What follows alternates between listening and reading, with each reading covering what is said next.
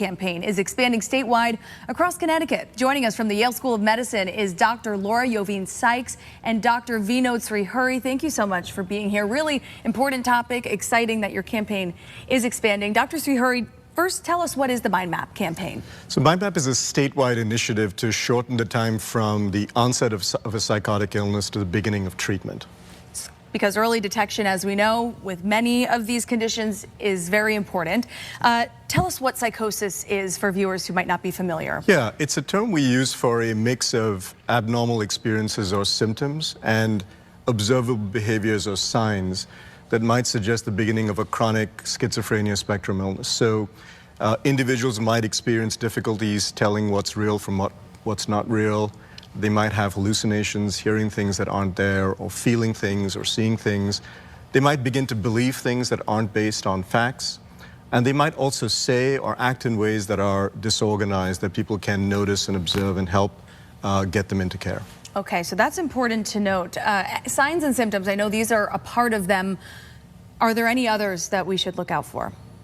Well, individuals might become withdrawn.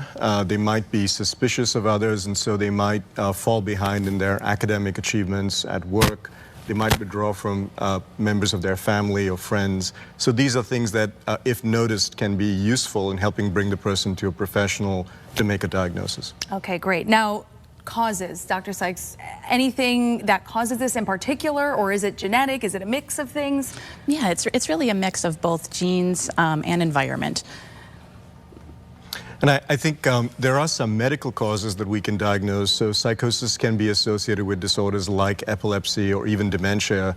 But in a young person between the ages of 16 and 35, the onset of psychosis is often the beginning of a schizophrenia spectrum illness that can be responsive to treatment and responds much better the earlier treatment begins. Okay, and that really is the whole goal of this campaign, right? Exactly. Early detection, education to make this all possible. Is that the goal here? Yes, absolutely. And what we want people to know is that early treatment works.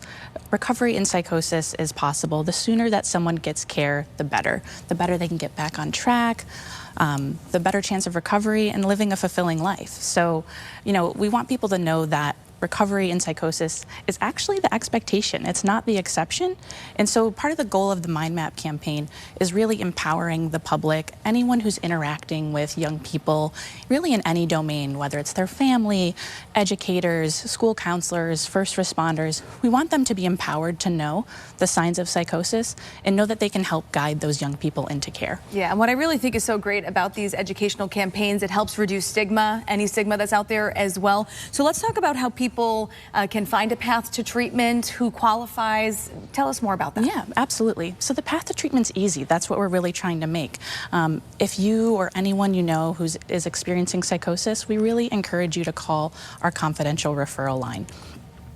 And once you call that line, someone will get connected with one of our early detection and assessment coordinators, or EDACs as we call them, and they'll work with you to screen for symptoms of psychosis, and if eligible and if willing, they'll rapidly connect you to care at one of our 18 clinical sites across Connecticut that are part of the Mindmap referral network. Well, this is wonderful. So many resources available. I want to give that number. We have it up here on screen, 203-200-0140, and that website, MindmapCT.org, for more information. Thank you both so much. Thank you, Natasha. All right, we'll have the details on our website as well, WTNH.com. We will be right back.